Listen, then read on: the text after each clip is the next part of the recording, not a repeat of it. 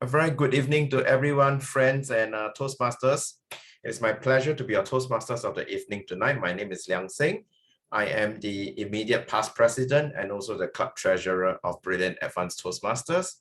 So I was just asking some of you, how did you find about this event? And many of you found out through Eventbrite as well as friends' recommendation. So welcome once again to our club, and I hope you enjoy yourself tonight. On this day, on 18th of April, 1955, Albert Einstein passed away at age 76. And on this day, 18 April 1958, the US military hinted that it would be possible with satellites orbiting the Earth to pinpoint any place on the Earth and make a detailed drawing, including unfriendly countries. And I believe that's what's known as a GPS now. Right, so why are all these important events recorded for us? Usually, it's because that particular person, organization, or event has made a significant impact somehow on mankind. And we are already into the 4th month of 2022. Time flies. Have you been making an impact so far in the last 4 months of your life? In 2019, I decided to join Toastmasters to improve my storytelling skills. I am a financial consultant by profession. So I walked into my very first Toastmasters meeting, just like some of you, in 2029 July. And here I am today. This year, I did my very first webinar online and spoke to 20 parents online. And I believe that Toastmasters has played a huge part in enabling me to be speaking to the public. And I hope that you will also enjoy yourself tremendously tonight. You are definitely in the right place if you want to improve your public speaking. So please give yourself a pat on the shoulder for being at the right place tonight. To make tonight's session brilliant, I will definitely need each and every one of your support. First, some rules before we zoom into action. Number 1, mute your microphone if you are not speaking. Number 2, use your real name. And number 3, only post chat messages that are relevant to the speeches. And number 4, do not harass or send potentially hurtful messages to other attendees. And last but not least, if you can turn on your camera during the whole session, that will make it more enjoyable as well. Before we begin, allow me to announce the appointment holder for tonight's meeting. To help us to keep time, we have Jane Tan. Jane, are you here? Can you wave?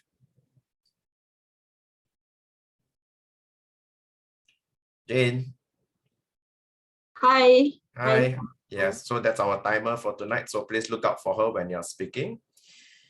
To record our use of unnecessary pause fillers such as you know, I mean, we have our club member, Cheryl. Go. Cheryl, you want to wave at us? Yes, thank you. Now, the word of the day is an excellent way to get speakers to exercise their creativity. Speakers get to think of different ways of using a chosen word and improve their choice of vocab in daily speech. Can we welcome our language evaluator for tonight, Sam Ho, to give us the word of the day? Sam? Hey, Liang Seng. Hi, everyone. I'm still on the way back. So, all right. So the word of the day today is elicit, which means to gather or to draw out, to evoke a response. So, for example, you could say that you try to elicit a smile from Joanna, or you try to elicit a response from someone in a question. Or you could also use the word like saying like her remarks elicited cheers. Or you could say you did not manage to elicit a response from him. Or you're able to elicit the support of the public. Yeah. So the key definition is to draw out. So that means like if you want, you're trying to elicit a response, that means you're trying to draw out a response. When you're trying to elicit a smile, you manage to make the person smile. So you manage to draw out the smile from the person. Yeah. Okay. Yeah, I'll post more examples in the chat later once I finish. Okay. Yeah. Over to you, Liang Seng. Thank you. So I just typed that into the chat, right? ELICIT, right? Illicit. So that's the word of the day from our language evaluator tonight. So please make use of it during your speech tonight. We are going into the first segment of our meeting tonight, and that's the project speech. The prepared speech segment is a segment where speakers will give a prepared speech. For those new to Toastmasters, this is based on the Toastmasters pathway curriculum. Our very first speaker for tonight will be Tun Ling. Tun Ling is always happy to make new friends and not afraid to try new things. She is not a foodie. She's a foodie, right? So she eats to live. She's not a foodie, so she eats to live. Okay, Tun Ling, your project tonight, the timing sequence will be 4 to 6 minutes. Jane, if you can help me with the flashcards. So at the 4th minute, the timer will show the green card. So if you look on the screen, you will see Jane flashing the green card. Yes. Okay, Jane, can you show us the green card?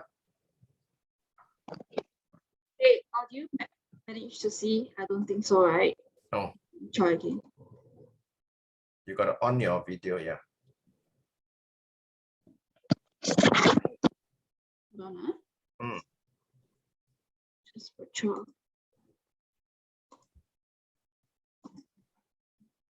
Just now I could do the timer, sorry. Yeah, hold Yeah. on. No problem. You got to do on your video, then we can see your virtual background. Yeah. Okay. Yes, thank you. Okay. All right, so we'll see green on the 4th minute of your speech. On the 5th minute, the yellow card will be shown. And then on the 6th minute, the red card. At 6 minutes and 30 seconds, Jane will verbally say, time's up. So the speaker have to conclude her speech within 6 minutes and 30 seconds. If not, you'll be disqualified from being eligible to be voted for the Best Speaker Award. So Tun Ling, you can see Jane's video, right? Can I invite the project evaluator for Jane, Hui Ming, to read out her project objective, please? Hui Ming.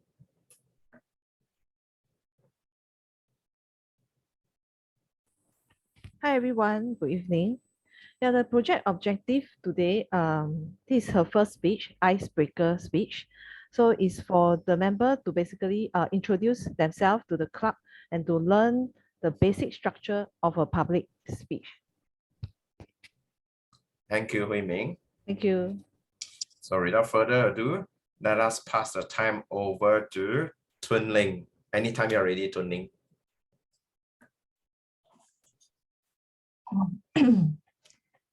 Okay, I'm ready. Good evening, fellow Toastmasters and guests. My name is Tun Ling. Today, I'm going to deliver my icebreaker speech, which is also my first speech in Toastmasters. I'm excited and at the same time nervous because I wasn't sure if I can hold your attention for at least 4 minutes. There are so much to share about myself that I don't know where to begin. So I edited my speech many times last night. Finally, I decided to share why I joined Toastmasters. I have been in the education industry throughout my career, even though it wasn't what I planned to be in. I studied chemistry in the university because it was my favorite subject in junior college. And my dream was to work in Procter & Gamble, P&G, as a skincare chemist after I graduate. So I tried, unfortunately, the year I graduated was the recession period and I couldn't find a job for 6 months. So I tried contract teaching in a neighborhood school and was eventually offered a place in the National Institute of Education, NIE, to be trained as a teacher. Back then, teachers were in demand and the pay was good. So I stayed in teaching for 8 years and changed 3 schools, teaching chemistry from secondary to A-level and also at the International Baccalaureate IB level.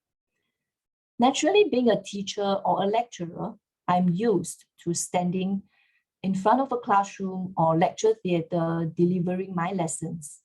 It didn't bother me too much whether the students find my lessons interesting, as long as I delivered my content and covered the syllabus as required within the time frame. There is no storytelling, humor, engagement, persuasion, etc. in my teaching.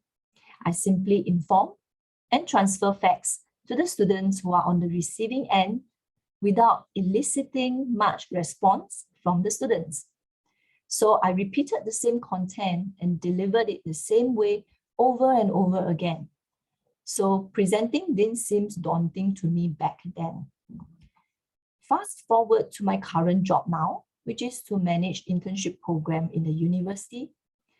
The opportunity for me to stand in front of an audience to deliver a presentation isn't as frequent as being a teacher.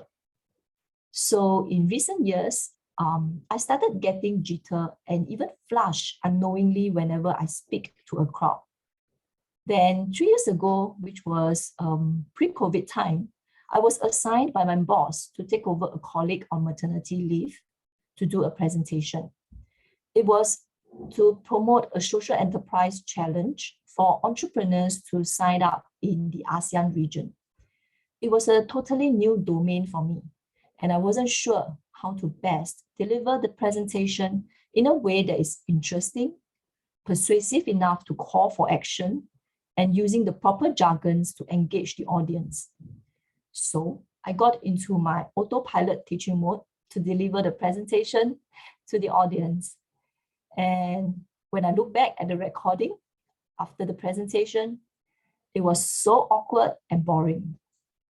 So I thought to myself, I hope I never have to do this again. With the recent change in my work portfolio, I can foresee myself delivering more presentations. So I know I can't run from this fear and weakness. When I spoke to my friends who are still in teaching, now they are also required to make their lessons more interesting, engaging, and interactive. This reinforced the importance of being an effective presenter. So I decided to join Toastmasters to learn from different speakers on how to deliver a captivating presentation, at the same time improve my verbal fluency, and also to learn how to craft interesting content for the audience. I'm now all ready to unlearn my old presentation method, relearn the good presentation techniques, and finally learn new ways of presenting effectively in a post-COVID world, physically and virtually. I would like to end off with a quote by Wayne Mansfield. He said, "The future belongs to those who learn, unlearn, and relearn." Thank you for listening to my speech. Thank you, Tuning, for that speech. So really elicited laughter from me when I heard about that awkward presentation that you did in your teacher's mood. I can imagine the audience response, they must be, wishing they were somewhere else, right? Okay, not easy to do a good presentation. So can you give Tuning a round of applause, please, or your virtual clap? Yes. Thank you. All right, please turn on your video, right? You will make the whole meeting tonight more interactive. Coming up next, our second prepared speech speaker is also doing his icebreaker. He's also a new member of our club, and he's Ganesha. And his timing is also 4 to 6 minutes. So again, 4 minute green, 5 minute yellow, 6 minutes red, 6 minutes and 30 seconds, time's up. So try to keep within the limit of 6 minutes and 30 seconds. Ganesha, can you see the timer? Yes, I can see. Thank you. Now, can we invite our project evaluator for Ganesha, Cheryl Go, our club member, to read out the project objective? Okay, the purpose of this project is for the members to introduce themselves to the club and learn the basic structure of a public speech. Thank you. So Ganesha is a researcher at NTU and joined Toastmasters to improve his skills to do public speaking. So over to you, Ganesha, anytime you're ready. Okay, good evening all. It's a pleasure to be here and thank you for letting me be part of the Toastmasters. Well, you might be wondering why is there no slides for this presentation. Well, you'll be finding out while I was finding for source material, I noticed that I did not take much photos of myself on my lifestyle, which you'll find it pretty ironic afterwards. So I'll be presenting about myself using the traditional method of just using my voice and maybe some hand gestures. So let's begin. So I'll be presenting myself based on the concept of time, the past, the current, and the future. So for the past, I've a relatively long name. However, you can call me Ganesha, which is pretty short. I just turned 30 and the ICA was the first to wish me, which honestly I find it a funny joke till now. I used to play the violin, which is pretty normal skill for a child who was from a tiger mother. And so I was a mechanical engineer student during my polytechnic and university years. However, I did shift to the energy sector for my master's while I was working in A-Star. In A-Star, I used to be a research engineer who specialized in plasma technology. And I love knowledge and I actively try to seek it out often as I can. So typically I used to search random information on the internet, but recently I shifted to purchasing courses from Udemy. Usually I'll purchase technical stuff like fundamentals of rocket science. And recently I'm doing a diploma in modern applied psychology from Udemy. Riding the chaotic hunger train, I used all my SkillsFuture points to do courses which are zero to little links to my current job, which I'll explain what is it later on. I first started out beginning to learn how to brew espresso, make latte, cappuccino of randomness, which later led me to buying an espresso machine. But the funny thing is I don't drink coffee at all. So I just know how to make coffee for people. Uh, Further on, after this course, I became much more bold and I got really out of my comfort zone and I started to learn how to do basic makeup application, which honestly I recommend all gentlemen go and learn how to do it because it is the female version of male saying that what vocation have you gone through for army? And it's a very useful skill because it opened up a lot of doors for me to talk to women. Following that, I later on did aromatherapy and perfume making. So what I do for now is I like to create my own perfume for myself and an air freshener for my house and a diffuser for my room. So my house smells like a bakery for some locations. Sometimes it smells like a garden, some other locations of my home. And for now, the current me is I'm currently working in NTU as a researcher, as explained earlier, but I work in the energy sector. I'm currently working in introducing an alternate source of energy into Singapore energy market.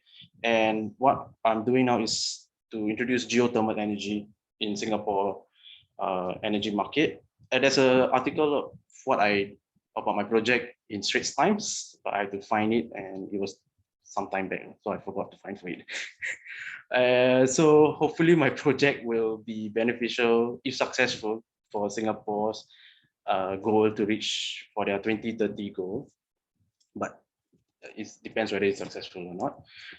So for my current knowledge in the hungry situation I have right now, see, I just used my last 200 points in SkillsFuture in Power B. So I tapped into the post-sec tuition funds and I'm doing an LPM course, which is the Leadership and People's Management course. And hopefully I'll be finish it by June. So from this, you can realize I'm very chaotic in trying to find new knowledge. And this is where I'm going to mention about the ironic part about me. I love photography, but I don't take photos about myself or my lifestyle because I got sick and tired of taking photos of Singapore. So I'm now doing photos in studio concept, mini studio. So I recently bought a mini studio, a box, and I take photo of small items. And from that, I learn how to do photo editing. And to be honest with you, I'm very bad at it. I don't have any skills in editing and taking photos, but I'll still try and waste my time. But hopefully I'll still get better eventually.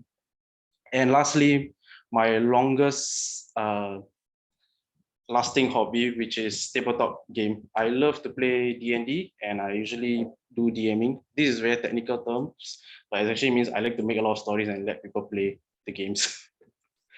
So from what I've said, lastly about my future is I'm currently applying for a scholarship to do my PhD in Germany. And that is a country which I really truly want to work in, because my life goal is to work for a company called ESA, known as European Space Agency. Currently, I'm still at the sourcing and gathering stages, but hopefully, not hopefully, I will definitely go there. So not hopefully, definitely. And I know I have a lot more things to say, but I'm sorry, but there's a time limit. So hopefully for the next time, or when we meet face to face, I'll tell you more about myself. And I also have the opportunity to know more about every one of you. I know. Thank you for so much for this opportunity, and thank you. Thank you, Ganesha, for that interesting speech. I think you know a bit of everything. It's amazing how many courses you have attended. Just listening to your speech, I really feel exhausted. Okay. All right. So well done, Ganesha. Can we give Ganesha a round of applause for his first icebreaker speech? Yep, either clap or send him your virtual clap. All right. Thank you. So we have listened to two very interesting icebreaker speech. We are going to take a break. Sorry, before that, let's invite the timer, Jane, to give us a timer's report. For Tuling is 4.57, for Ganesha is 5.52, so both are qualified for the speech. Thank you, Jane. So both qualified for the voting as best speaker. If you can see in the chat now, there's a Mentimeter link. Can you help me to go to the Mentimeter link and either key in the code or 1108-737 or use the link to vote for the best speaker. Let's take a few seconds to do this before we go for our break.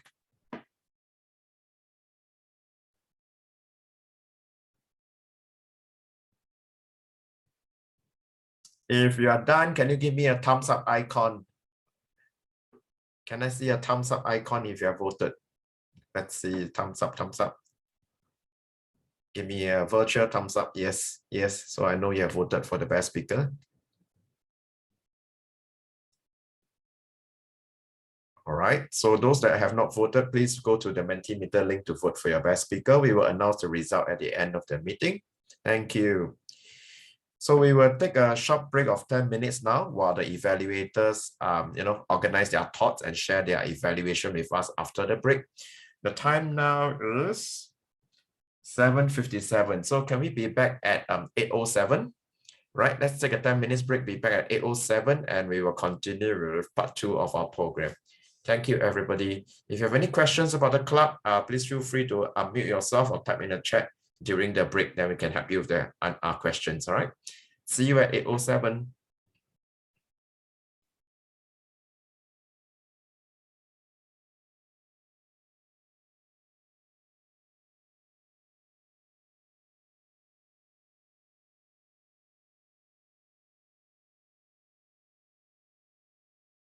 Hi, Bernlan, good to see you. Do you want to test your mic? Yeah. I'm very scared I'll cough a lot. Oh dear, what happened to you? Not very well. I had a head cold and so on. It's not COVID, right? No. Okay. Now that's the default, anything that's fever, cough. No. Okay, let me just pause the record. All right, let's proceed to our second part of the meeting, and that is evaluation. Evaluation is the heart of the Toastmasters educational program. So the purpose of evaluation is to provide constructive feedback to our speakers. It is a mutually supportive learning environment. So evaluators has the ability to dig in, say something significant, make a strong argument, and help someone improve, all within 3 minutes and 30 seconds. That is the heart of what public speaking and leadership is all about.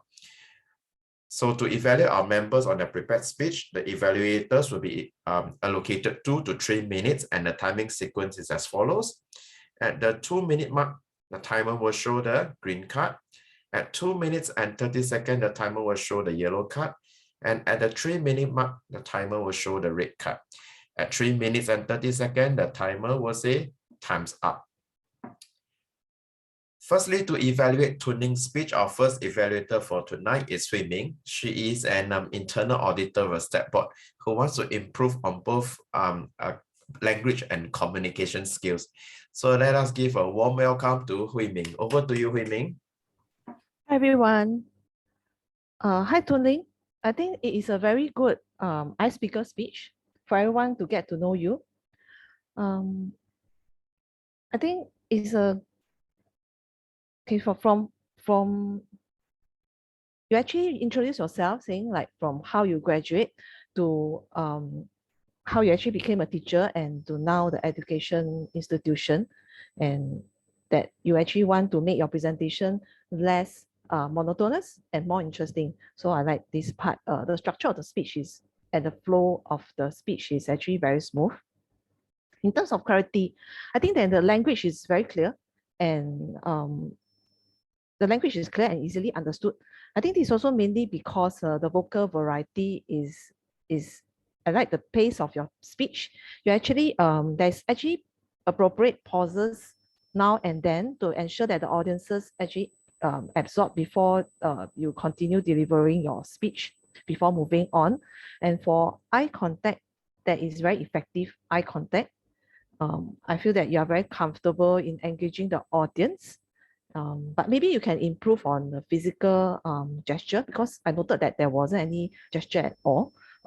Because effective use of physical gesture actually allows the presenter to actually express energy and also enthusiasm. It actually adds enthusiasm into your speech as well. So in summary, I think that you excel at being comfortable with the audience, and the structure of the speech and the flow of the speech is very smooth. I also like how you actually end off your speech with the quote, "The future belongs to those who learn, unlearn, and relearn." Yeah, so mainly, I think most part of it, I think the interest, you manage to engage the interest of the audiences. And I think the lastly to improve is mainly on the physical gesture. Yeah, so it's a good job. It's a good start to the Toastmaster Club. Yeah. Thank you. Thank you, Hui Ming. Can we give Hui Ming a round of applause, please?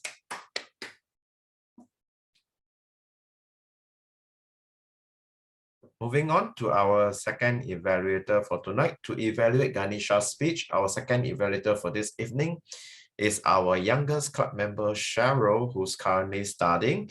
Let us welcome Cheryl Go. Hi everyone. Anyways, thank you, Ganeshan, for the speech. I really love the way that you are very open to trying out new things, and I'm very amazed by your speech. Your speech is very well crafted with the flow of your life, from your school days to the skill future journey, and how you actually pick up some of the skills and what are your thoughts about the skills that you have picked up. Hence, it's really very nice to see you actually grabbing the attention of the audience. I realized that throughout your speech, there were many pause fillers, such as which can be very distracting to the audience. But otherwise, it is a very, the flow is really very good. Your vocal variety in terms of volume and speech and speed is really good, and you managed to maintain eye contact from time to time. And at the start, due to many of the causes that you have actually mentioned, being a little bit too niche, so it is a bit hard for people to process. So maybe you can actually slow down the speed for that portion. And it's good that as you go along, you manage to actually slow down your pace. And I can see that you have been trying to use a lot of hand gesture, but because the camera is a bit too on the high side, so we are unable to see what kind of gesture that you have actually made. But I'm able to see that you have tried to use many hand gesture movements. And as for your comfort level with the audience, it is really, really very good as well. I can see that you are trying to communicate with the audience. So overall, I really enjoy your speech, and it's really amazing how you know a lot of skills, because I myself, especially the photography part, I am very captivated by it, because I have a interest in photography as well, and I would like to actually learn that in future. Anyways, for your future speech forward, you can actually challenge yourself to have lesser postulars, and maybe you can work on improving the content organization as well. Otherwise, you have actually started off your Toastmaster journey with a bang, and I hope that you will actually learn to improve, and we can actually improve together all along together. Thank you. Okay, can I give Cheryl a hand for that evaluation? Thank you, Cheryl, for your evaluation of Ganesha. Can we have the timers report, please, Jane? For me is 2.2 seconds, and for Cheryl is 2.37. So both qualified for the evaluation speaker. All right, so both of them qualified for voting. Can you go to the chat now and key in the code 11087737 to vote for the best evaluator? So let's take a few seconds to vote for the best evaluator now.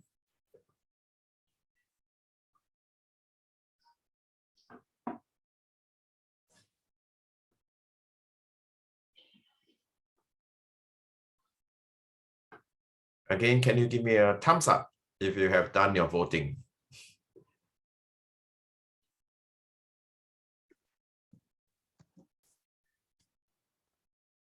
Okay, let's see your virtual or physical thumbs up if you have done your voting. Thank you, thank you.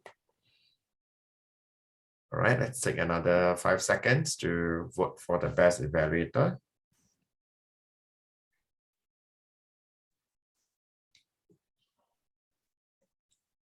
Thank you for your voting. Moving on, this segment, it's for our dear visitors who have not spoken yet. This is your moment. We have come to the table topic segment, and this is your chance to speak up. Table topic is a long-standing Toastmasters tradition intended to help you to develop your ability to organize your thoughts quickly and respond to an impromptu questions or topic within a specific time frame. Our table topic master is an experienced member of our club. She's sailing, and she's also our club mentor. So I believe that she will be sharing more on table topics with you. Sailing, over to you. Thank you, Liang Seng. Good evening, Acting Club President, fellow Toastmasters, and friends. Many of us in Toastmasters swear by the mantra, stage time, stage time, stage time. What does this mean? This means to seize all opportunities to practice public speaking in front of a crowd. Even though this used to be the mantra that Toastmasters will swear by when it is a physical meeting, I believe the essence still remains the same when it comes to online meetings. Thus, I would like to encourage all the audience here to consider participating in this table topic, because the only way to improve in public speaking is by getting yourself wet, metaphorically speaking, by trying to practice public speaking in front of a crowd. And so, do I have the rights to share screen? So I'm going to share the table topic. So I'll jump straight. So I have 12 topics here tonight, and maybe I can have a volunteer first to start the ball rolling. Who wants to start to attempt the table topic? The time sequence will be 1 to 2 minutes. At the first minute, the green background will be shown. At 1 minute and 30 seconds, the yellow background will be shown. And at 2 minutes, the red background will be shown. And at 2 minutes and 30 seconds, the timer would say time's up. And so I will encourage all table topic speaker to pin Jean here. Look for Jean and you could pin. And I see that Angeline has already raised her hand. Angeline, do you want to attempt the table topic? Maybe later. I forgot to remove my hand because that was the board. Oh, okay, later. Earlier board. Right. Yeah. Why not now? Okay, let's try then. Yes. I Which thought you want to number? So open would for you the like? members first. So I thought maybe you want to before open that, to would the you like to members. pin the? Would you like to pin the timer, Jean? Timers, that- okay, yes. let me just take a look at the timers. Timers.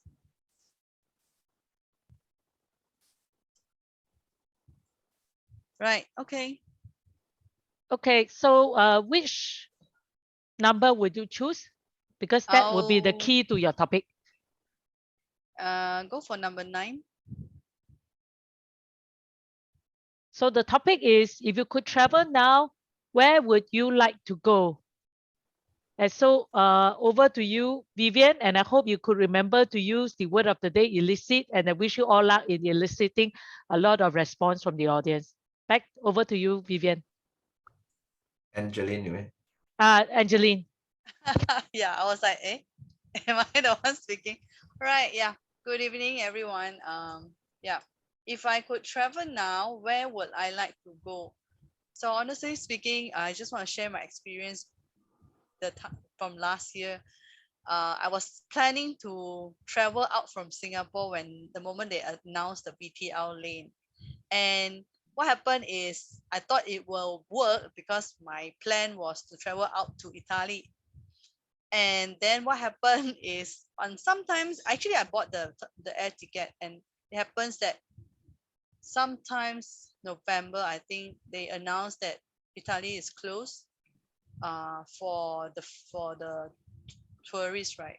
Only open for the residents, and it actually make it harder for me to travel out because I need to call up all the agency and to obtain to cancel out all my air ticket and my hotel. And of course right now, if I can travel again, the first place I went is Maldives, which is 3 weeks back for scuba diving. And eventually I enjoy my dive trip so much because I don't need to elicit all of the paperwork like VTLs before. So it's easier for me to travel and so convenient for me to just book the air ticket and travel to Maldives. And the air ticket is even cheaper than before. I mean, after. Good thing is I managed to board it earlier, and it saves some of my air tickets to use it for my diving trips. That's what I've went now for now. Thank you. Back to you, Table Topic Masters. Thank you, Angeline, for sharing on your recent diving trip. And next, I see a raised hand. Oh, there are two participants have raised their hand. They are Ramya and Javi. Who would like to start first? Ramya and Javi. Okay, Ramya. So please remember to pin or timer Jean, and then tell me which number you would like to select. I would like to go number 2. Cool. The topic is social media, bane or boon. Okay. Do remember to use the word of the day, elicit. Over to you, Ramya. Okay, thank you so much. So social media is, in my opinion, in this at this time of the world, is been a boon, and definitely it is helping people in a number of ways which would not have been possible if social media is not there. I mean, for a very easy example, if not for social media, I would not be in this meeting right now. So I think social media is doing a lot of good things.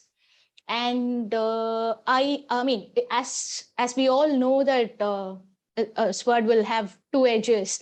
It also has its bad effects. And what I feel personally is, if you use it the right way, and if you use it for the right purposes, it can always serve for the good. And I think social media is a great platform to elicit responses for all the causes, all novel social causes that is happening. And also, without social media connecting with people who live out of our reach during the pandemic, especially, would have been not possible if social media was not there.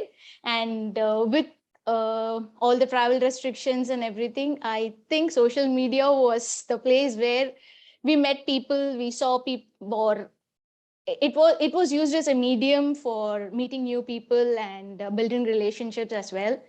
So I think, in my opinion, social media as always, or at least at the current scenario, is proving to be more useful than the negative effects that has. Yeah, that's about it. Thank you for the opportunity. Thank you, Ramya, for sharing on both the bane and the boon of social media. I remember there was a hand raised, Jaffi, right? You're next, right?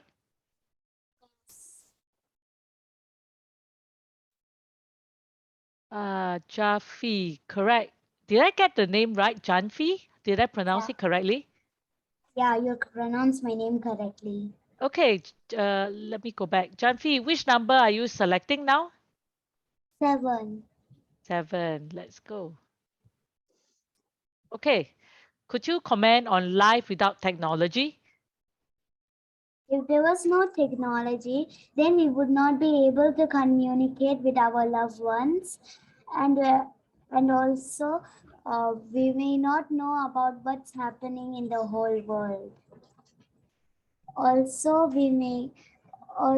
without technology, it may take sending letters to each other may take a long time, but then if we are using our electronic devices, then we can just get the emails in a quick moment.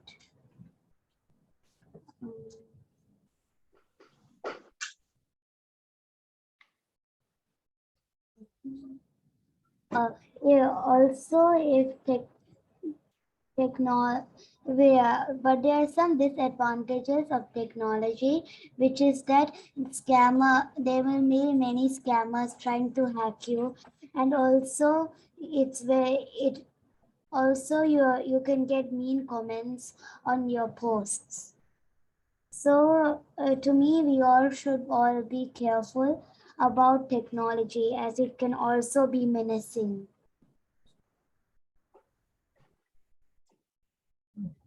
I think that's all. Okay, thank you, Jean. Thank you, Javi. You actually made it to the 1 minute mark. So any volunteers for the next one? No more raised hands. How about new members in our club? You can also join. Our club members can also join. Right, I see Cheryl has raised her hand. So Cheryl, are you R counter at the moment? Yes. So Cheryl, you can find someone to help take over your R counter role. And maybe Sam, you can help to count her pause fillers. Okay. Cheryl, which number are you selecting?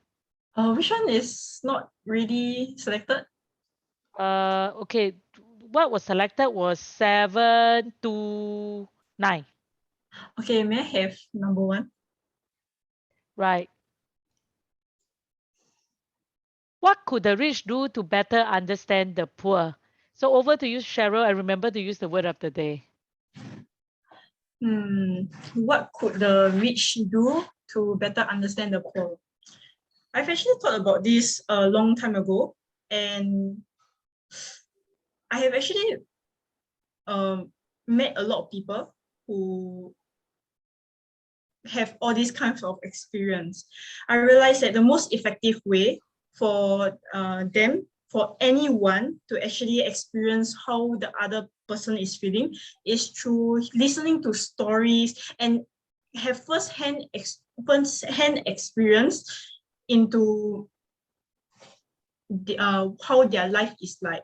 So how can the rich do to better understand the poor? Which is by actually experiencing it for themselves, by not relying on their money, not relying on their connections, and try to live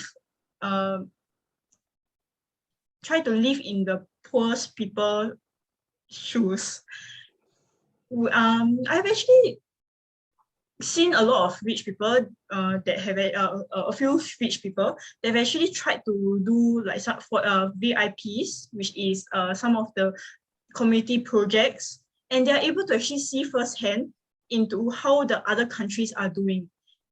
It is sometimes an eye-opener as to how they actually see the living conditions of them. Another way is that by listening to all of the stories about what are their difficulties, of course, the rich must also have the ability to empathize with the poor as well, because it doesn't mean you just listen to the story, then you will just understand immediately. So that is another thing they can do, is to actually try to improve their empathy skills. And thirdly is by being in the poor people's shoes. Yeah. And another way is to actually do some research. Do some research of why are they put into a situation like this? Because sometimes they do not want the situation to be, the poor does not want this kind of situation. They want to make a living for themselves also. But what are the other factors? This rich must need to actually know these factors. Thank you. Thank you, Cheryl, for the very detailed hypothesis on what the rich can do to understand the poor. And now, hands up for the next volunteer.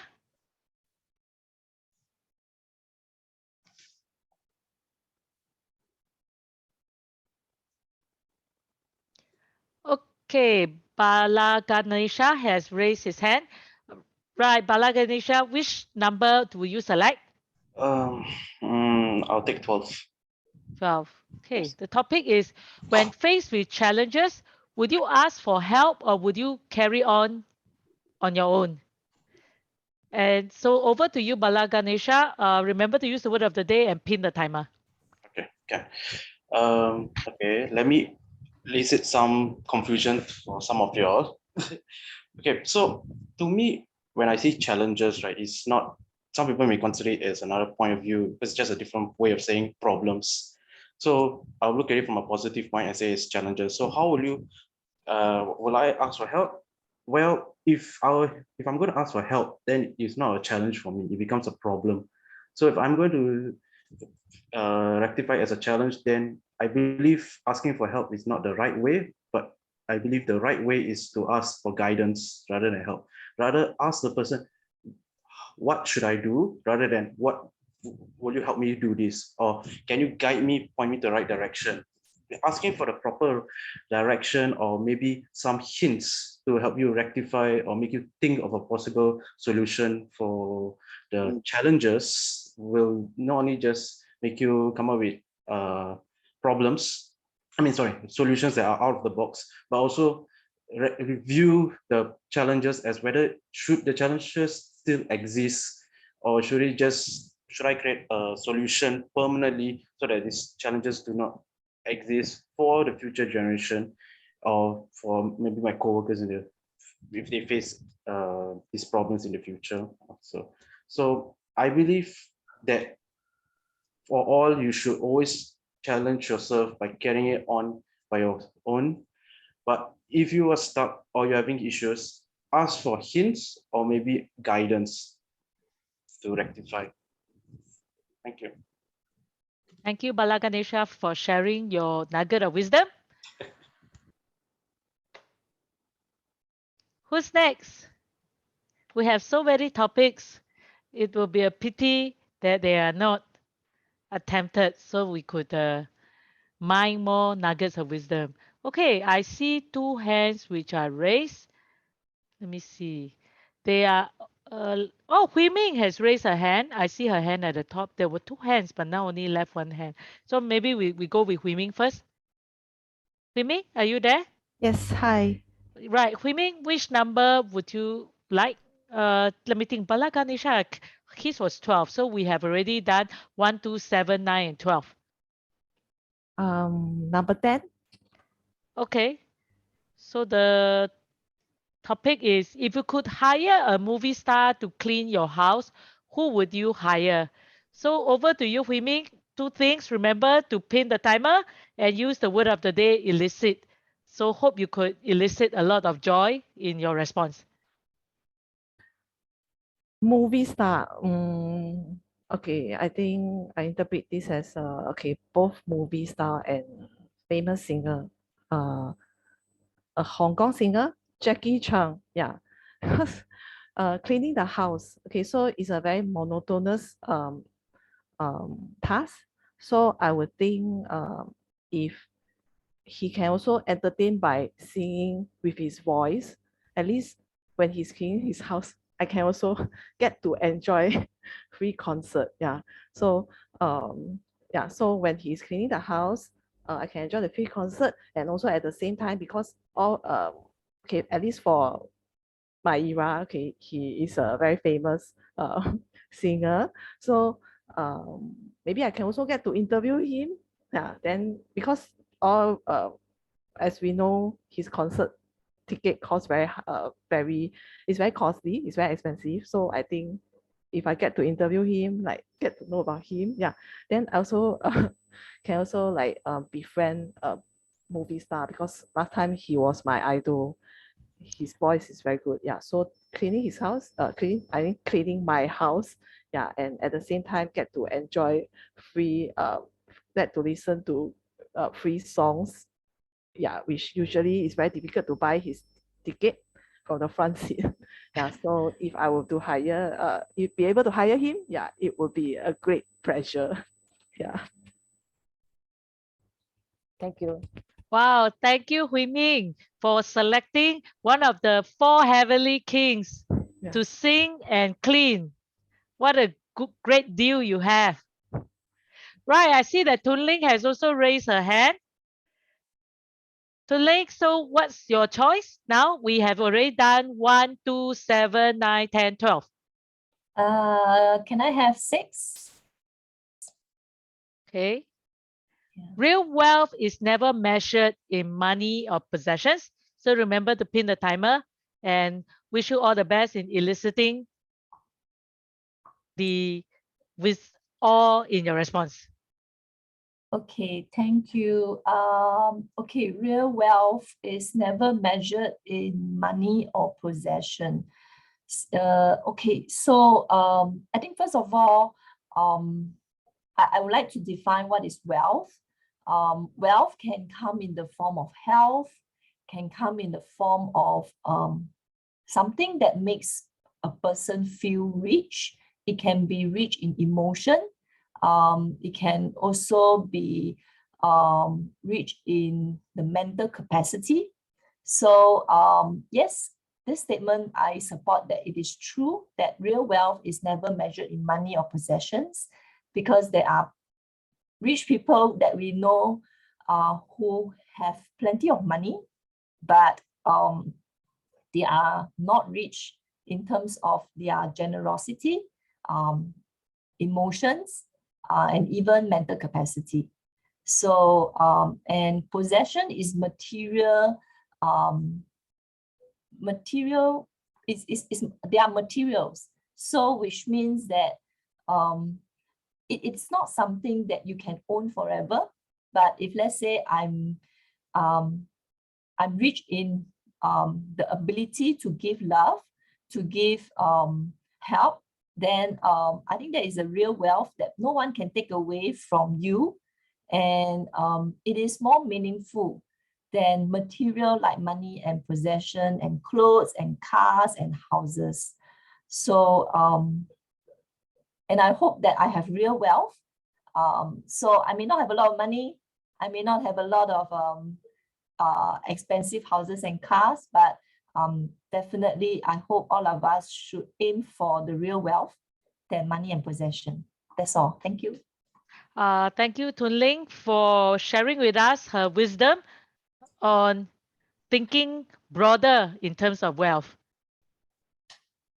Who's next? Let me think. Just now, Tun Ling was 1, 2, 7, 9, 7, 9, 10, 12. Tun Ling was 6. 6. Okay, thank you. I realize I cannot remember more than 5 things. Maybe I need to do a memory course. Who's next? We're only halfway through.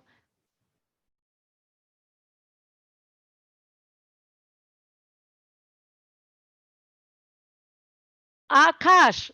Great, Akash. So which number would you like to select? We have done 1, 2, 6, 7, 9, 10, 12. Is it?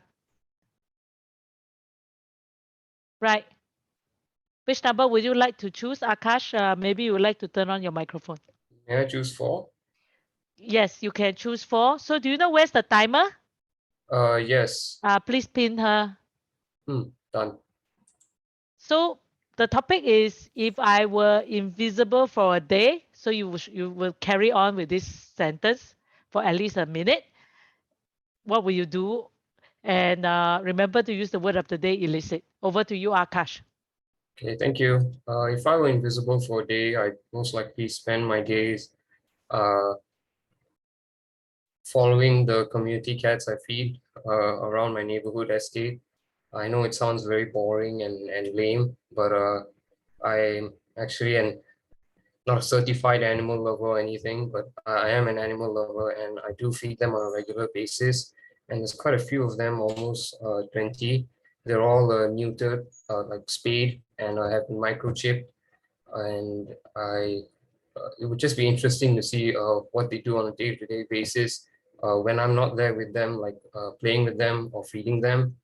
I imagine they get very bored often, and it's been impossible for me to empathize with them.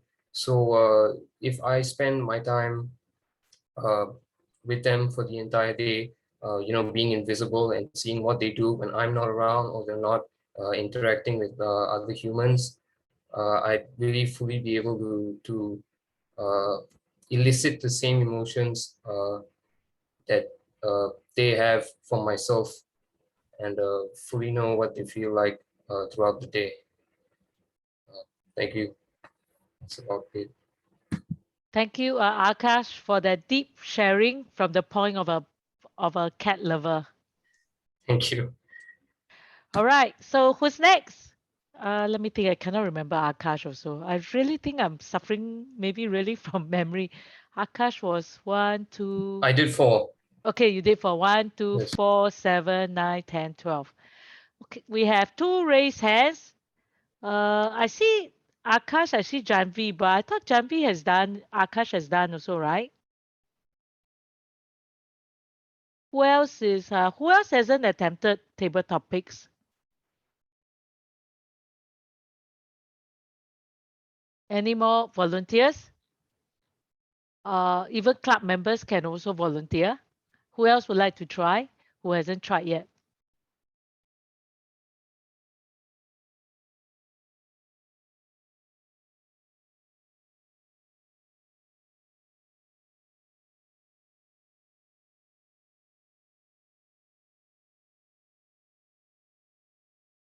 Any more volunteers?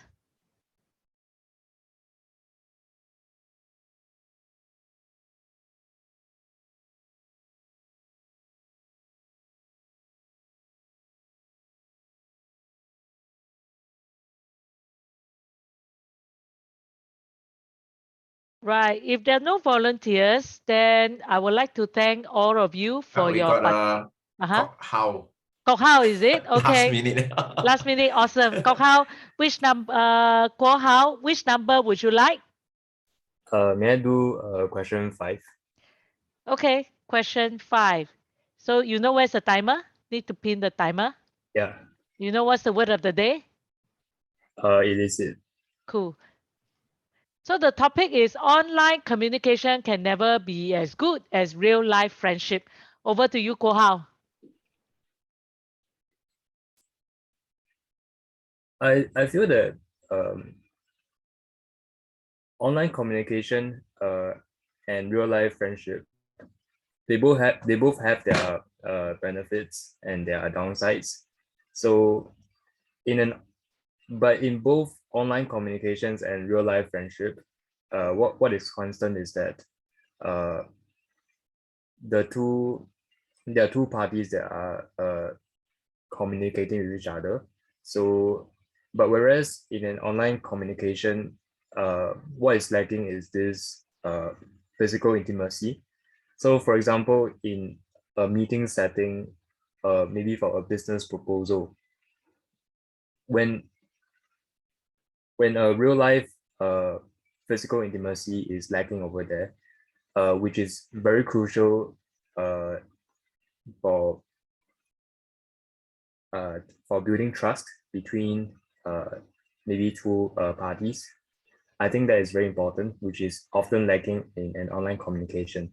So by having this physical real life friendship, it is often very useful for building trust between these two members.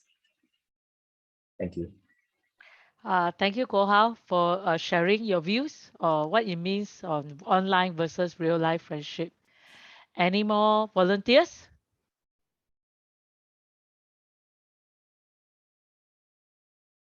Calling one, calling twice. It feels like an auction now. Okay, if there are no more volunteers, then I would like to thank you all for your participation. I think we have learned a lot just by this short participation by all our table topic speakers. So thank you for your contribution to our pool of wisdom gained tonight. And now I shall hand over the control of the meeting to our Toastmaster of the day, Liang Seng. Liang Seng, please. Thank you. Thank you, Sailing, for that very interesting table topic. Can we now have the timers report, please? Sure. For Angeline is 1.59. For Ramya is 2.03. For Janvi is 1.1. Cheryl is 2.33. For Ganesha is 1.41. For Hui Min is 1.32. For Tunling is 1.53. For Akash is 1.17. And for Guo Hao is 1.24. So all will qualify except for Cheryl. Okay, I think we'll give chance to Cheryl. We will be Okay. in a 3 seconds difference. Okay, so everyone, can you go to Mentimeter now to vote for your best table topic speaker using the link in the chat? Let's just take a few seconds to vote for the best table topic speaker while our next segment speaker Bundan gets ready. All right, let's take the next few seconds. Again, give me a thumbs up if you have done your voting on the Mentimeter. Please vote for your best table topic speaker. We have 1, 2, 3, 4, 5, 6, 7, 8, 9 speakers tonight. Wow. Okay, so it's going to be a tough fight for the best table topic speaker. So we need you to cast your vote. All right, let's do this. Another 10 seconds maybe. All right, give me a thumbs up. Give me a thumbs up if you have done a virtual thumbs up. All right, more. Okay. Thank you everyone for your voting. We will announce the results at the end of the meeting, so don't go away. Coming up next is our very interesting segment. We call it the mini speaker segment. It's a long-awaited segment that everyone is waiting for. The speaker tonight is a dear friend of Brilliant Advanced Toastmaster. She's a regular here. She is a freelance teacher in the private tutoring industry, and she'll be presenting to us Prepared Speech 101. And will share with us on the basics of speech planning and crafting. She's speaking for us tonight despite feeling unwell. So everyone, can you put a heart emoticon to encourage her? Can you show her your love tonight? You know, by sending her your love on the emoticon. Yeah, send her your love. Thank you. So over to you, Bun Lan. I wish you all the best for this segment. Yes, everyone, please give your hand for Bun Lan. Thank you, Liang Sing. I feel the love and I feel warm and brilliance. Thank you, thank you, thank you. So I hope my voice doesn't break in the middle of it all. I would just like to ask if I can share screen later. Can I? Am I? Good. Yeah. So I'm just going to tell you what I'm going to tell you. Years ago in America, a Taiwanese friend told me, Bun Lan, when you go home to Singapore, please tell Singapore schools if they want to compete on the world stage, they need to teach students to deliver oral presentations. Well, what is the context? Well, the Asian immigrants that I met when staying in America some years ago all complained about how American companies promote their own people to places of visibility, while the silent Asians are relegated to the backroom jobs. This Taiwanese engineer that I know said one day, two of us were told to do a crucial PPT presentation on our vision for the company. It was obvious the big boss was going to make his choice for the VP. And my friend continued, I researched the whole weekend. I put together all my information, 20 PowerPoint slides, all the bullet points, all the important points. Monday morning, I swaggered in. I presented, I gave it my all, 30 minutes, fantastic, I told myself. At the end of 30 minutes, my boss took off his glasses, wiped them, and said, that's all. Then my rival, an Ang Mo, got up and speak. He had only 5 slides, but he connected, he joked, he entertained, he persuaded. He left us wanting more when he ended. It was obvious who got the promotion. My fellow Toastmasters, indeed, prepared speech is not just about putting on information. It is about delivering an impactful, powerful message. It is about connecting with your audience. And it is about directing them to do what you want them to do after your speech. A well-prepared speech wins friends, motivates people, and it may just get you that promotion you so desire. Now, I would like to be able to share my slides, so bear with me as I go into my slides. Can you all see my slides? Yeah, we can. Fantastic. So I'm just doing Prepared Speech 101. It's the most basic of all speeches, probably, that you have heard. Now, if you look at doing a prepared speech, it's like the glacier. You only see the top part and it already is so daunting. But really, the preparation, the background work, it's like the glacier below the surface is even more daunting. So to get started, let's just look at this. Remember, every speech should impact, it should connect, it should direct. What are all these? We shall learn more about them later. So remember, before you start, you have to prepare. So what is the preparation process? It's a lot. I'm just going to simplify it. So the first thing is, of course, the 3 W's and the H. And the first W will be the what and the message. What is your message? What is your big idea? As much as you can, universalize the big idea. It might be about love. It might be about greed, and etc. Next one is the why. What is the purpose? Was it to warn? Is it to entertain? Is it to inspire, to persuade, or just to inform? Next, you might ask yourself, who's the audience? Understanding your audience is very important. Like, for example, here, I'm sure all of you are professionals because I heard that one of you was a teacher, another one is going to do his PhD in, hopefully, Germany. So I know many of you are professionals, young people with dreams. Next is, of course, the how.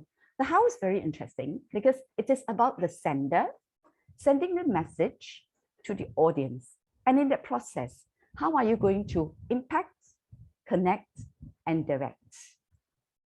Whatever it is, own your own speech. There's no need to follow anyone. Just be your own person and you should do very well. Let's go on to the next one. Many of you say, I don't have speech ideas. Have you had times in your club where people say, oh, I'm sick, I can't do it? It's because probably they have no speech ideas, but that didn't apply to me because I was really sick. So what do we do then? Well, I have something called a storehouse of ideas. How do I get this storehouse of ideas? If you look at the circles on my right, I have 3 concentric circles. The first blue one, I can call it the individual. What has happened to me? For example, I got sick because, you know, Singapore opened up, right? So my cousin said, let's come over, have dinner. So we went over for dinner. It was very hot. He switched on the air conditioning. It blew at me and I got a head cold. So what happened to me? Greedy. And in the end, my health suffered. Then the second circle is the national circle. What has happened recently? Can I ask some of you to tell me what has happened recently in our nation? Liang Xing, would you like to tell me? Just give one. What has happened recently? Inflation. Okay, inflation. And the next person, Jean, would you like to tell me what has happened nationally? Look at Lawrence Wong. Yeah, he will be the 4th generation leader. Fantastic. Let's look at another one. Beach Road. Would anyone like to tell me? Sailing, what about you? I think there's a slashing incident. I think a female got slashed by her ex-husband. Fantastic. All of you kept up with social media and of course the media.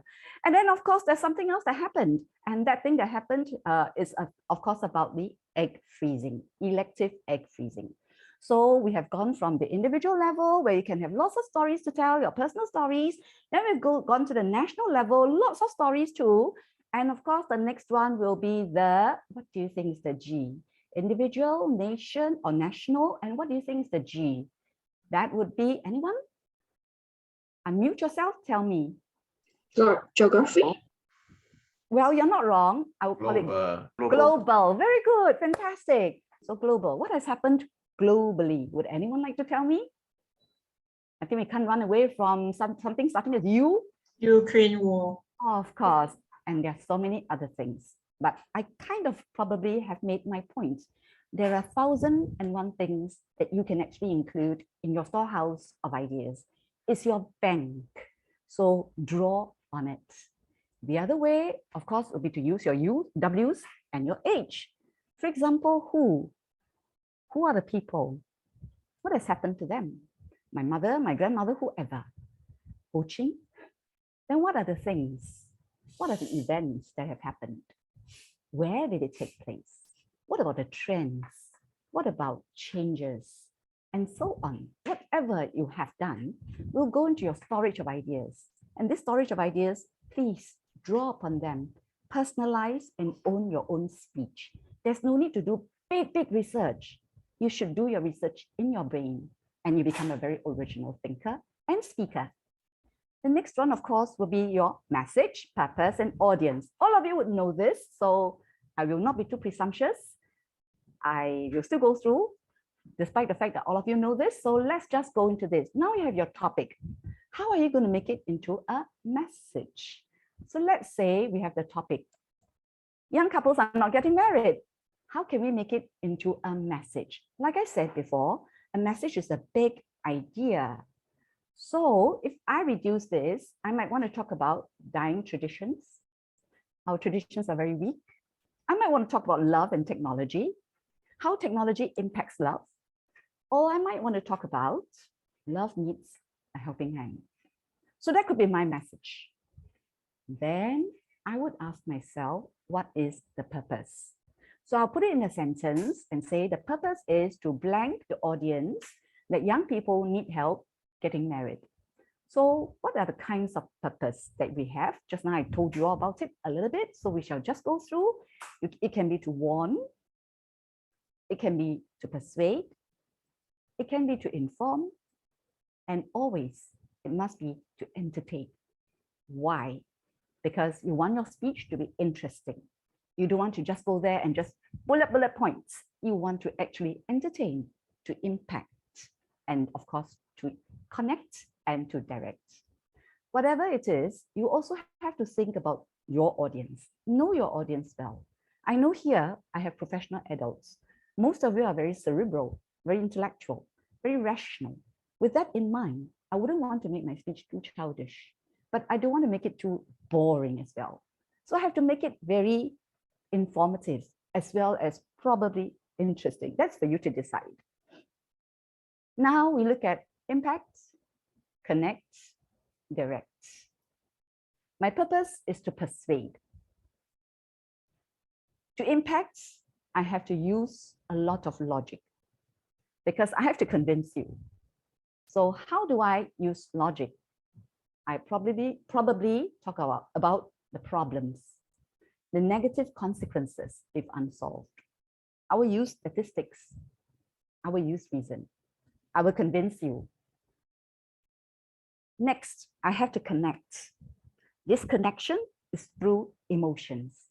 Then I will talk about fear. I'll use visualization. If you don't do this, imagine. So I use a visualization. This is for immediacy. I will use anecdotes. What is Japan doing now? Robots to supplement the workforce, for example. I'll use interesting examples. Then the next thing is, of course, the direct. I would like the direct action to direct you to a certain action that I want you to take. All of us have a purpose, and that purpose, it should be here in the direct, directing you to the actions, to how you should think, to how you should feel. So this is the ethos. How credible am I? So I can call, have a call to action. Let us all now join hands to fight COVID. Or I can have quotes by experts. Today you heard Tun Ling. She used a quote. So these are quotes by experts, and it's also about building up her ethos. And she wants to direct you. So by using an expert, you tend to believe the expert more. So she's directing your thoughts. She wants you to think that way. And by using the expert, you think that way. So let's go on. So let's say we have this body paragraphs. Many of you say, how do I organize? Well, your body paragraphs, you can just need to have your skeleton and later add the flesh. So you can have 2 or 3 points. So just now we're talking about persuading. So young people need love or need help finding love. What do you think could be 3 points that you could put in here? Would anyone like to volunteer and tell me? Sam, perhaps? What would you put in these green boxes? These are supposed to be both Mean- 3 points. yeah, so like tell me like- young people need help. So just give me 1 point. Okay. Young people need help finding love. So Hi, the could I contribute a point? Sure, go ahead, yes. Young people need help finding love. Maybe 1 point could be the internet age has made communication between human beings almost superficial. Yes, love in the internet age. Yes, fantastic. Thank you. Thank you for the input. Anyone else who would like to give me a second point? Sam? Good luck. Maybe I give you another point. Sure, good. Maybe it's need help to meet potential partners. Don't know where to find. Doesn't Fantastic. show up. Creating opportunities. Yes. And the final point? Oh, maybe it could be about young people being very career focused. Yes. So it could be reasons, it could be opportunities, then later a warning. It's really up to you all how you want the 3 points in the 3 green boxes. Then, of course, with each point, you have to give details and give examples. So you already have your body paragraphs. So it's not too difficult. The next thing is, of course, the connection. And this is the part that's a bit difficult, adding the interest. So for example, you need to have an introduction. You need to organize your body paragraphs. You need to put in some stories. You need to craft by using your language. So your toolbox should be there. You need to talk about your delivery. And if you can, an interesting title. Let's look at one part. What do you think will be IBC? Nothing big here. I standing for introduction. I would like you all to have a killer introduction. So begin with a hook. The hook is like a handshake, too limp, and it's not satisfactory. Do you remember Ganesh? His speech was about his lack of AIDS. He said, I'd like to tell you I don't have AIDS and blah, blah, blah. Is that a good hook? Is that even a hook? Probably not. Ganesh, apologies if I offend. I'm just pointing out. So what are some types of hooks? Perhaps a story, humor, description, quotation, shocking statement, rhetorical question. So there are so many, 1,001 on the market. I'm just pointing out some. Let me just give you some examples. If I were to tell you in the next generation, 4 in 10 people in Singapore, young people in Singapore will remain single, what will this be? Shocking statement. Probably. It's shocking. In my time, no such thing, almost every 100% are being married. Let's look at this. And this is real. A taxi driver once told me he had many admirers when he was young, but he didn't dare make a move. Now, he's a sweet talker now, but he's in his 60s and nobody wants him. He said, my sweetness came too late. So what was it? What is this hook? I began with a humor and story too. Right? Then the next one, 1.12. Do you know what this figure refers to? Anyone?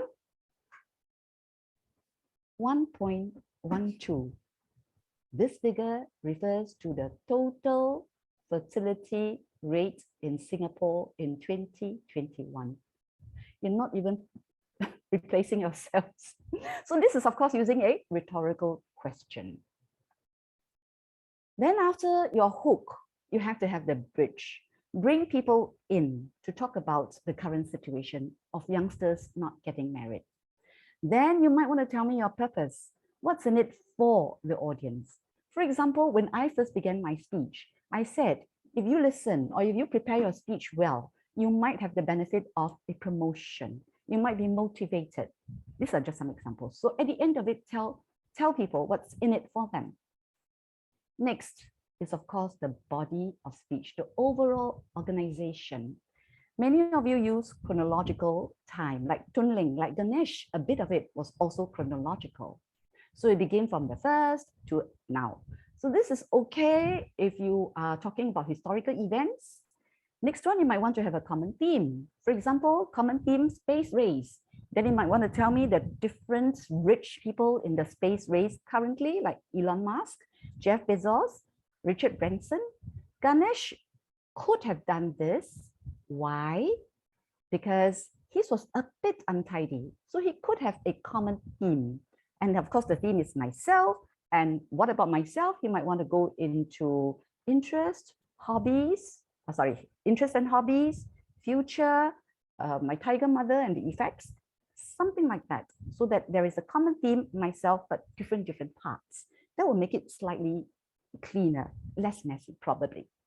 You might also want to talk about cause and effect. So you might want to talk about one critical event which took you in a completely different direction. Ganesh might want to use this as well. He could perhaps talk about the effects of his mother on him, the tiger mother. That would be very interesting, how the tiger mother directed him every step of the way, or when he was young. That would be very interesting. Or you can talk about comparison and contrasts. Ukraine and Singapore, for example. Even Ganesh might also want to talk about himself and the god Ganesh, many hands. So he has many interests. Then you might also want to talk about problem and solution. For example, if there's poverty as the problem, the solution might be charity fundraising. Toon Ling too, she could actually use this. Her problem was not having enough opportunities to make that speech. So what's the solution and whatever. This one, I have heard Sam doing it. Sam uses story, the analogy, maybe a folklore, and then after that, he applies and say lessons from that story. So this could be another way. Whatever it is, remember, after you've organized, after you've got your main ideas, the details are facts tell, stories sell. So don't just have facts, don't just have stories, have both. Your details are very important. It could make or break your speech.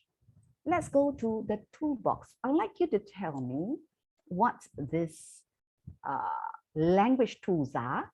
So let's try. This is something I got from all those play cards that people hold when they were protesting. So if Russia stops fighting, there'll be no more war. If Ukraine stops fighting, there will be no more Ukraine. What is this device called? Would anyone like to tell me? Make a guess. If Russia stops fighting, if Ukraine stops fighting, anyone? Some kind of compare and contrast. Yes, you can say that. Some sort of repetition tool. Let's try another one.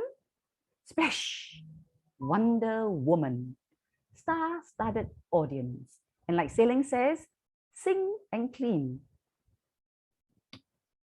What is the tool? Rhyme.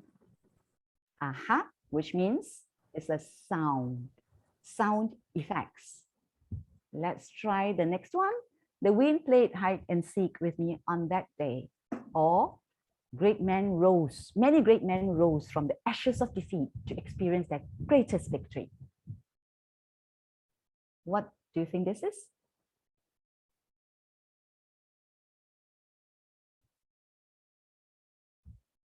Yolanda, I think Angeline has replied it in the chat. Okay. And I think she also has a question. Okay, all right. So I'm going to go into the chat. Yes, all right. So that's a metaphor. So what's your question? Oh, it's a typo. Yes. Okay. Right. So thank you. Thank you, Angeline. Thank you. Thank you so much. Now, the next thing is, for example, Toon Ling, she could make her speech more exciting if she were to tell me her reaction, right? When she was asked to make that speech after so many years. So she could say things like, my legs shook, my voice wobbled like tofu. She could have said something like that. So that would capture our attention and perhaps bring in some humor. Ganesh could maybe say something like, my life is like the octopus, my tentacles are everywhere. Or he could say things like, I'm the eternal Peter Pan, I'm curious, I'm excited about things, for example. So that's the figure of speech. Yes, there's personification and everything else. Now let's try the next one. If people can go to the moon, why is it some can't even read? So that, of course, will be rhetorical question. Now, be very careful when you're crafting your rhetorical question. Many people use rhetorical question by repeating a question or repeating your speech. That is a very lazy way of actually crafting a rhetorical question, because you use a rhetorical question to make people think. It is not just to repeat whatever you want to say, because sometimes rhetorical question becomes like pause fillers. So don't do that. So if you, let's say, come on and you say something like, how many, hands up, how many of you have done this? That's not really a crafting of a good rhetorical speech question.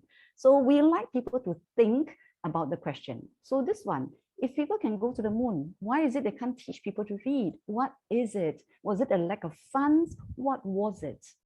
So let's go to another one. By the people, for the people, of the people. What is that? Would anyone like to try?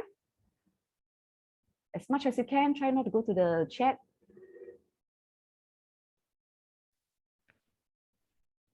Yes? And of course, this is the, I think Toastmasters are famous quotation. Epistrophe. Yes, you can say that, or I can say it's the tricolon, the three. Okay. Yeah. Let's try another one. This was on Will Smith. Remember Will Smith on the Oscars, that punch that he gave to Chris Rock? So this person said, with a single petulant blow. He advocated violence, diminished women, insulted the entertainment industry, and perpetuated stereotypes about the Black community. I thought this was very powerful. And so what is this way?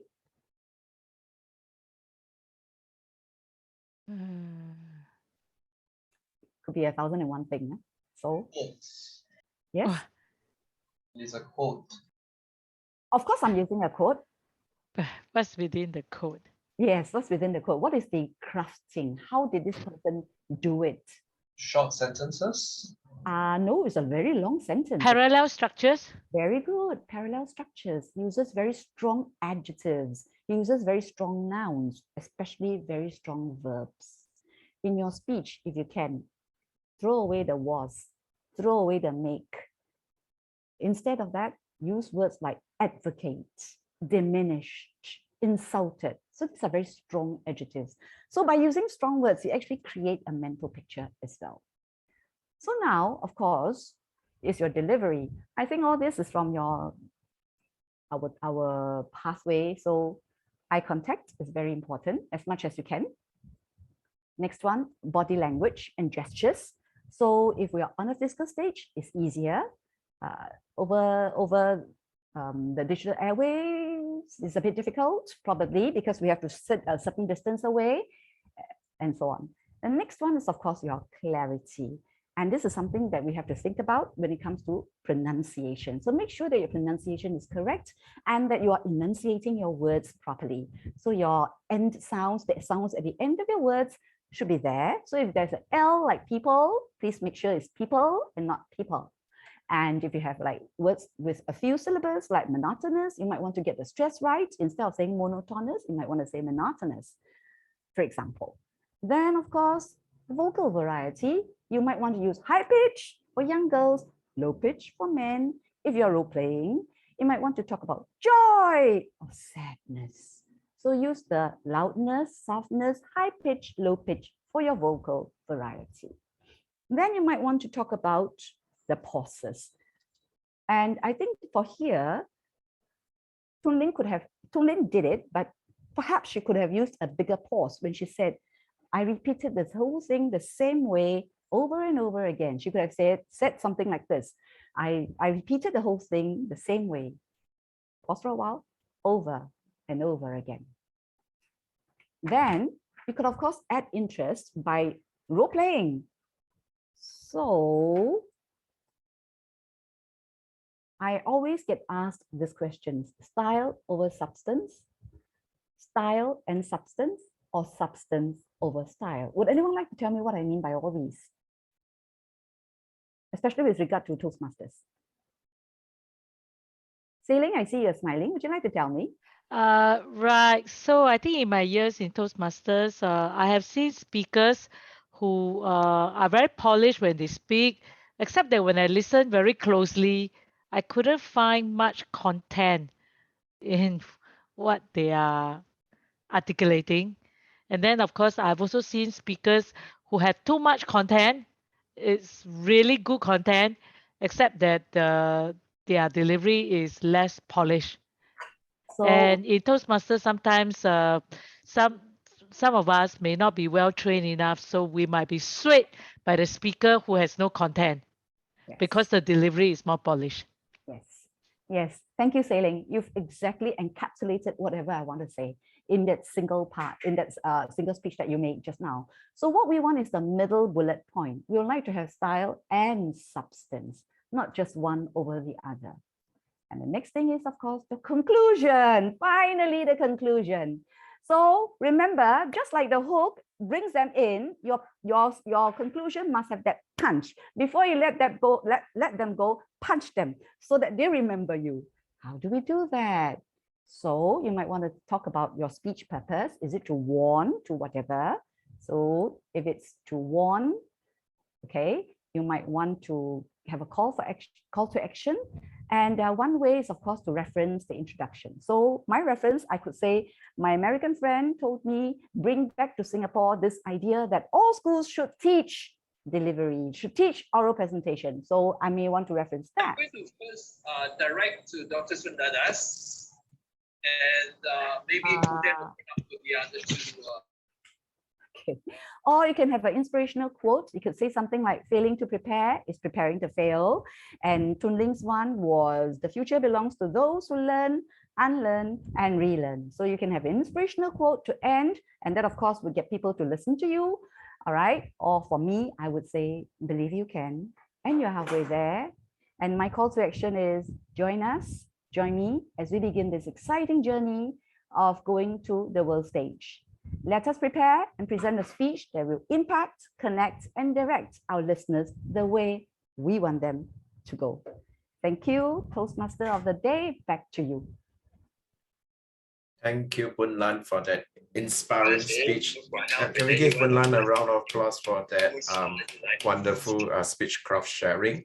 I think with her input tonight, we have learned a lot, and we have learned how to craft our speech better. Hang on, let me just, okay. So with that, I thank you, Bun Lan, for sharing with us despite feeling unwell tonight. We appreciate your input with us. So moving on, we're going to take a group photo before we move on to the next segment. So can I ask every one of you to help me by turning on your video camera? Smile, put on your biggest smile so that let us see your beautiful and handsome faces. Wait, let me put a heart first. Right, you want to, okay, do up your hair. Okay, there's going to be a few screens because we got 31 of you. So I'm going to take a few screenshots. So let's take the first page. Ready? Smile. All right, let me save the first screen. Let's move on to the second page. Everybody on the second page, I don't know who you are, but smile. Okay, and we are done for that.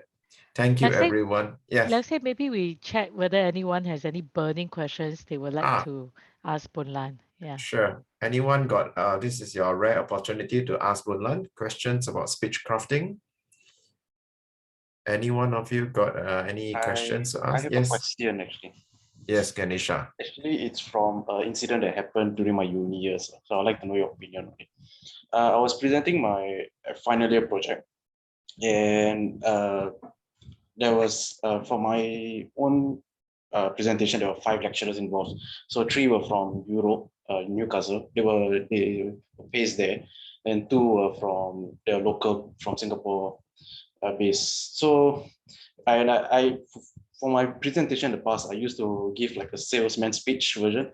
So my introduction is always, I would say, I would be very depressing. So for my presentation was about air conditioning system, so how to make it efficient. So for the introduction I did was, I said that how much energy efficient and the world is going to be in a very bad situation. And I did it quite depressing when I showed dead carcasses, all that. So that my whole point was I was trying to make them know the impact of if nothing's going to be done.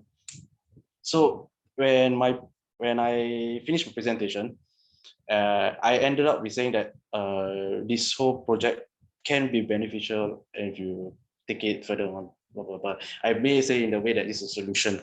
So 3 of the lecturers gave me 90 out of 100 from Europe, but the Singapore ones failed me. They gave me 30 each. So my question is, I took this quite seriously, that to the point where I went up to the principal and I had a huge argument with all 6, including the lecturer, the principal. And my end topic was, I told him in the end, whose presentation do you remember out of the 60 presentations? Then they say, you know my of it. So, but then I still pass, I still did well. But my question is, does the demographic of where they are learned from, or where they are taught from, does it matter in the start? Because the 2 of them, their opinions from Singapore say that you're giving a sales speech, but the 3 of them said they were entertained. So I'd like to know your thoughts about that part. I can answer that. Okay, right. I think, yes, the demographic definitely works, against you. especially with the Singaporean lecturers and so on, because like I told you, the Taiwanese and the Hong Kongers, they all told me the same thing, because they are kind of hindered in their speech. They're not very good at delivery. They are all put in the back burner rooms, whereas those who can actually deliver are all in the front rooms, the visibility part. So what happens is, I think Singaporeans have a very fixed way of expecting something. So they will expect a bullet, and they didn't think that there could be a new way of actually reorganizing your speech, like you said, marketing strategy and so on. Because I think that would be very new to them. They may not be able to accept it, but that doesn't mean that your speech has failed. It just shows that the audiences, you haven't quite understood them. Perhaps you should have maybe anticipated that these are the people who will be sticks in the mud, who will not appreciate your kind of speech, where you tear everything out and go for a marketing strategy. Does that answer your question? My question is, if such a situation where you have a diverse group, right? So how do you prepare a speech to cater for each? Yes. You need to entertain, but you also need to have your facts. So maybe the marketing part, downplay it a bit, and or maybe you don't have to downplay it, but the other parts, like the inputs in substance, the content, just has to be there too. So when it comes to the substance, maybe you're more serious. When it comes to the other parts, you can role play, you can act it out, and then you can entertain your Western audience. Okay, thanks. Thank you. All right, thank you, Boon Lan. Thank you, Ganesha. Any more questions? Yes, I have a question for Boon Lan. Yeah, hi. Yes, hi, I'm Akash. Just a quick question is something like Ganesha's question, where it's how would you skew like your presentation towards different age groups? For example, like primary schoolers or secondary school students, or JC or poly students? Okay, I think that should be easy to answer, because if you look at primary school students, you have to make sure that your language is not too difficult, that they can understand you. And in everything, if you can, use a parable, use a story, and then draw an analogy to explain yourself. For secondary school, you might have to use more dramatic examples to catch their attention, because their attention is forever wandering somewhere. Then for the JC group, probably you can be more intellectual, more cerebral, and you might want to also have aids for all the three groups. Does that answer your question a little bit? Sorry, what did you say at the end about the three groups? You might want to use AVA, your aids, to help them, to help them follow along. But I think stories for the youngsters, definitely. Okay, Ken, thank you. No problem. All right, maybe one last question, anybody?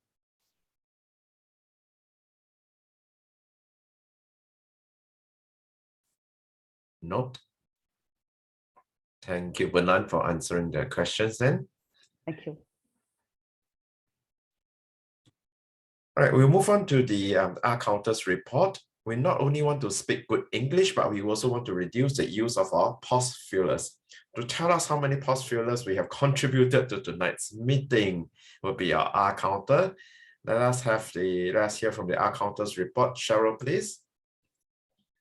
Okay, Liang Xing 7 1 or 8 total pause filler. Sam 1 and 1 so, 2 pause filler in total. Tun Ling 4 4 1 n, 9 in total pause filler. Ganeshan 18 1 1 n, 3 so, 23 in total. Cheryl 5 1 and 1 away, anyways, 1 actually 4 actually, 11 total. Hui Min 14 2 1 I think, 2 yeah, 2 ends, and 1 actually, 22 in total. Sailing only 1 the, yeah, that's all. Thank you for helping us to keep track of our pause fillers. Now I'm going to hand the next segment over to Sam, who will be doing the language evaluation, awards, as well as the closing. Over to you, Sam. Okay, thanks, Liang Seng. Are you able to see the screen? Start slideshow. Okay, so the word of the day is illicit. And as mentioned at the beginning, the definition of this is to draw out. And I see that many of you have used the word of the day illicit. Ling, Liang Seng, Sailing used it 3 times. Angeline, Akash, Ramya used illicit in the chat box.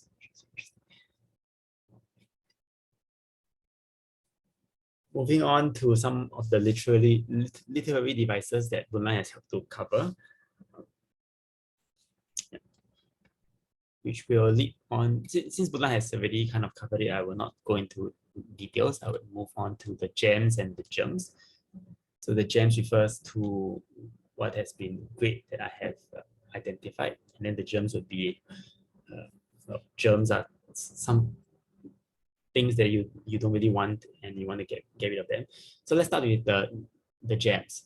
I really like the quote given by Tuling at the end, which I believe many of our listeners tonight also liked it too, about the future belongs to those who learn, unlearn, and relearn. So this use of learn, unlearn, and relearn uses both the power of 3 and also alliteration, as the word learn is used 3 times. And then the next one is a metaphor used by Liang Seng, where he said evaluation is the heart of the Toastmasters program. And next, there were other uses of metaphors, like started off with a bang. So this is a great use of the word bang, as it really showed the power of that, of starting off. And Sailing used this stage time, stage time, stage time. She used the repetition to tell us the importance of stage time. Right? And she also used get yourself wet, which is a metaphor to encourage everyone to start practicing your public speaking by giving speeches. And I think there was a table topic speaker that talked about a sword having 2 edges, which I believe is referring to a double-edged sword, which is a good way to also describe a bane and a boon. It's having both a positive and negative side, depending on how you use it. There was kind of like a use of juxtaposition here, or like a bit of a paradox where somebody said not rich in generosity. So normally rich and generous, they could be considered as opposites. So another good example of juxtaposition could be saying that there's a deafening silence, because silence being silent shouldn't be loud, but it's a deafening silence. It's so silent that it becomes kind of awkward. Then moving on to the special speakers segment, Bunlan used a lot of good gems here. Like she used a simile at the start where she described a prepared speech is like a glacier. And then she used this impact, connect, direct as her 3 points, kind of like using the power of 3. And then she also used a metaphor when she talked about the storehouse of ideas. And she used acronyms, which is a great way of helping people to remember. So she used the ING, the individual, national, and global, to describe the storehouse of ideas. And finally, use another acronym, IBC. I can't really remember your IBC. Is introduction, bridge, and what's the C stands for? Actually, it's introduction, body, and conclusion. Oh, introduction, body, and conclusion. Okay, got it. Thanks. Right. Okay, before I move on to the germs, I have a fun video for you guys. So, what goes up and never comes down? Is that one riddle by itself?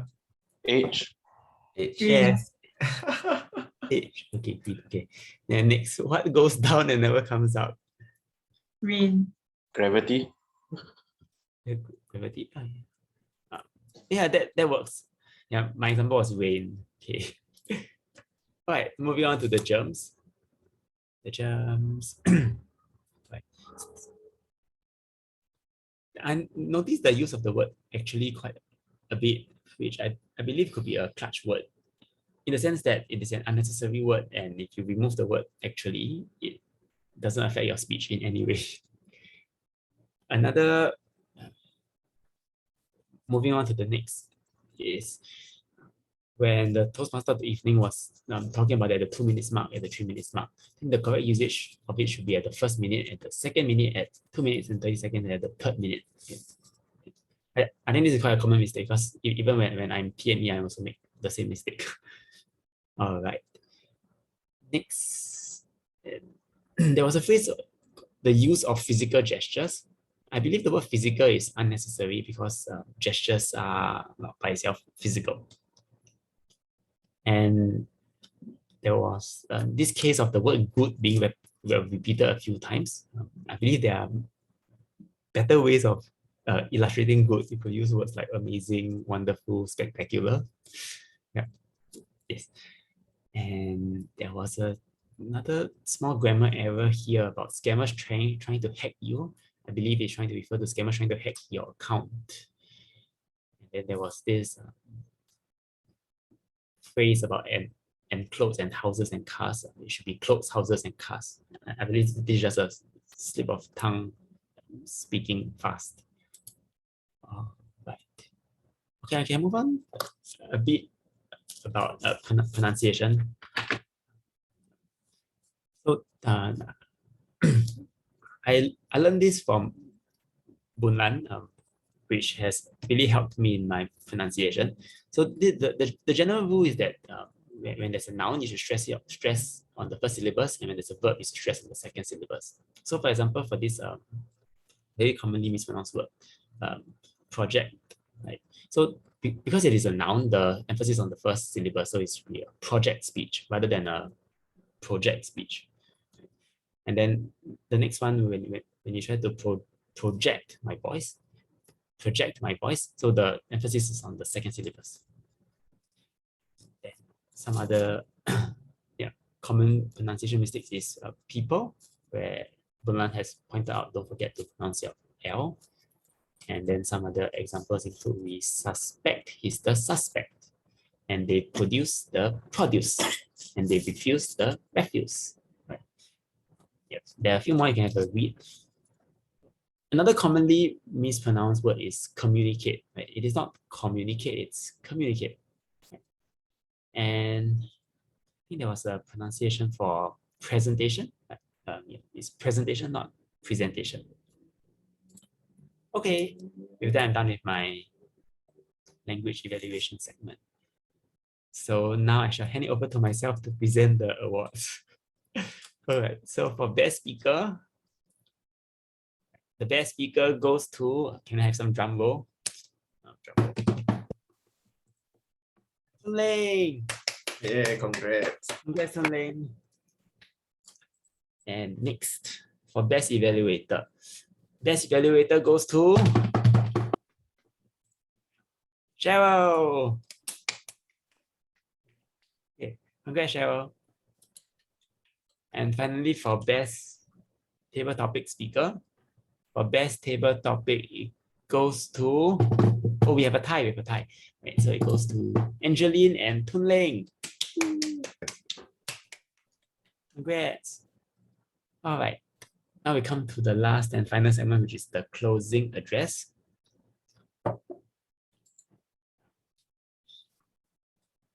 For the closing address, I would like to thank everyone for their time here, and definitely, I believe you found the session useful. I really enjoyed the session with Bunlan as well.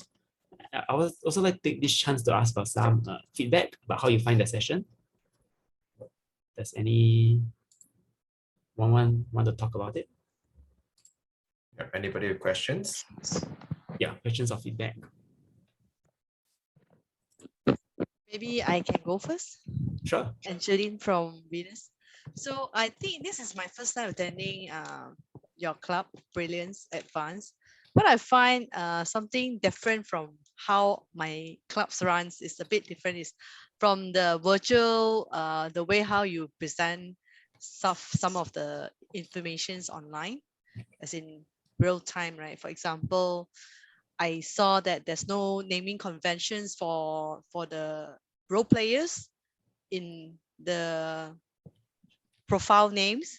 So I don't really know who are the guests and who are the members and who are the role players. So I have to refer back to the agenda and to identify who are who. And that is something that as a guest, I find it is a bit challenging and it takes some time to know each of everyone as a first timer. Secondly is the award and recognitions part, right? I'm not too sure, is that a last minute thing, or is that a common thing that you don't use the ready template from Certificate. TI? Yeah, the certificates. Yeah, there are already templates available in the Toastmaster International. So probably it's something that you can consider to use that as presentations if you would like to present it to the speakers as well. Right. I think, but I like your time management, because basically overall surprisingly you have quite a numbers, you managed to engage, I would say, quite a numbers of table topic speakers. 9 in a row is a lot for a club to run, because my club don't have, I mean, most of the club I visited don't have 9 table topics. Everybody are too shy. It's like 2 to 3 people's, then they just move on. Yeah, that's from me. Thank you. Thank you, Angeline, for your feedback. We will take that into consideration. Anyone else want to share anything or any burning questions before we end for tonight, or before Sam do his closing? I don't have a specific closing.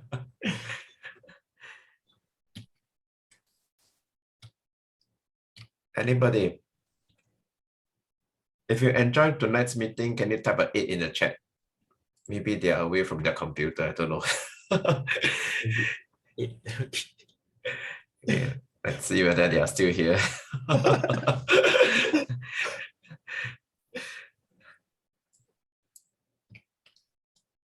All right, I think I see a couple of maybe tens of 8. Yep, thank you. Okay, so if you got any questions, feel free to reach out to us from the Facebook page. Yep.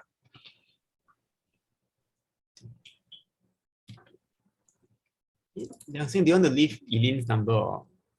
Yeah, I can leave my number here since she's not here tonight. Yeah. Okay, you can reach out to me, then we will get in touch with you if there's any burning questions you have about the club.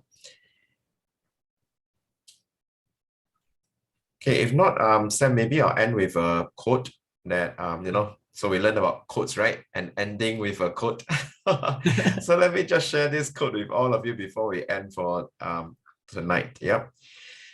So, yes. I hope you all enjoy. I think we see a lot of 8s in the chat. So hope you enjoy yourself tonight. So billionaire investor Warren Buffett once said, the best investment you can make is one that you can't beat, can't be taxed, and not even inflation can take away from you. Ultimately, there's one investment that supersedes all others. And do you know what's that investment? Anybody want to make a guess? Knowledge. It's invest in yourself. And tonight, I want to applaud all of you for spending the last 2.5 hours, 2 hours with us in investing in yourself tonight. And I hope you have taken away something from our meeting as well. So we hope to see you next month on the 3rd Monday of May to join us in our next meeting. So I hope you have a good night, and we will end our meeting tonight here. Thank you, everyone. Thank you. Good night. Bye-bye. Bye. See you next month. Good night. Bye.